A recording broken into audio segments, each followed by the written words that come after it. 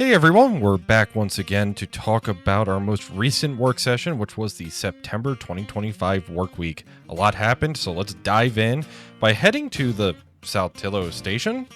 That's right, we're starting with the Saltillo Station because some of our volunteers headed down that way to install a replica Railway Express Agency sign, as well as a chalkboard that would be used historically for station announcements.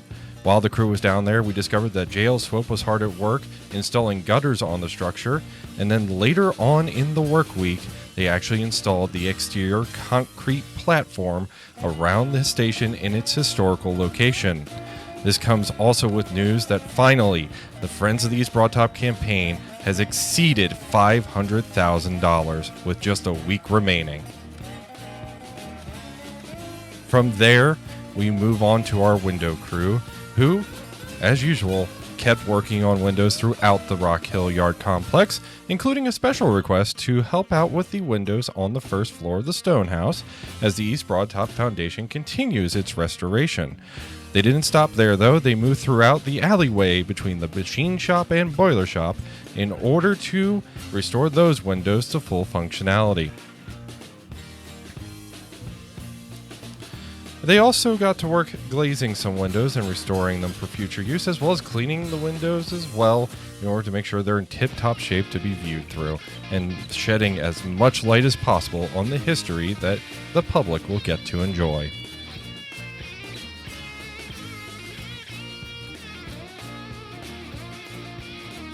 Moving on from our window crew, we catch up with the Storehouse crew, who actually was completing some odds and ends projects around the Rockhill Yard complex in addition to dismantling the remaining walls of Storehouse number 2. They also tackled some board and batten replacement and painting in the alleyway between the machine shop and boiler shop, and then actually tackled the rebuilding of the lean-to at the end of the lumber shed. It's really nice to see this structure receive some welcome work.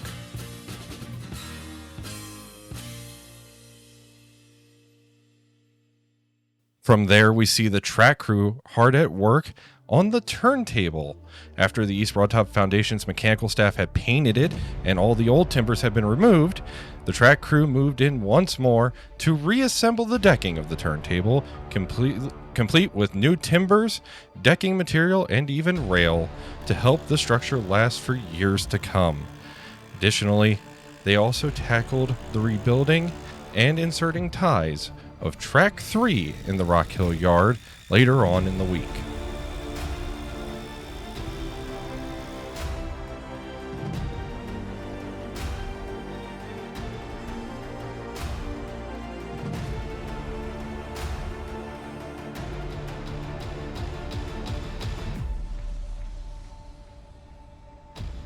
Our Boxcar crew was on site as well, tackling some touch-up painting on the car as well as the planing and assembly of the interior workbench.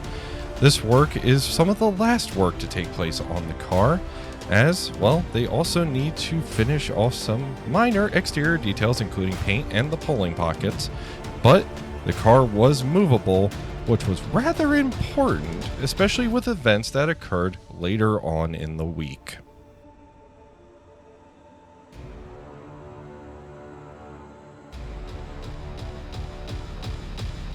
And last but not least, that leads us to our Combine crew, who throughout the week were tackling numerous projects on the Combine, including the installation of some few remaining windows, as well as both large baggage doors getting completely installed within the car, including all of the door tracks.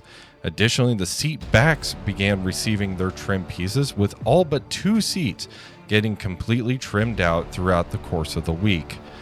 Additionally, the floor of the passenger compartment was completely painted with new paint, and that kind of teed us up for some of the remaining work on seats because we're on the seat topic, and that means the baggage compartment got cleaned out, and the center bench that will go in the baggage compartment was not only painted and assembled, but also returned to its location, providing even more seating capacity for the car.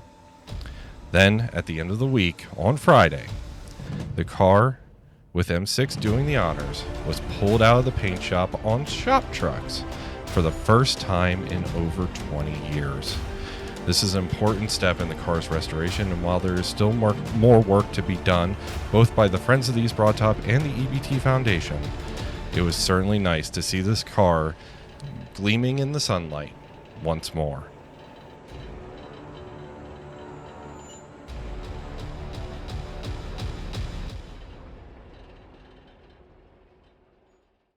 That's all for this update, folks, and we won't see you for a little bit, but that's because we'll see you at the FEBT reunion on October 3rd, 4th, and 5th.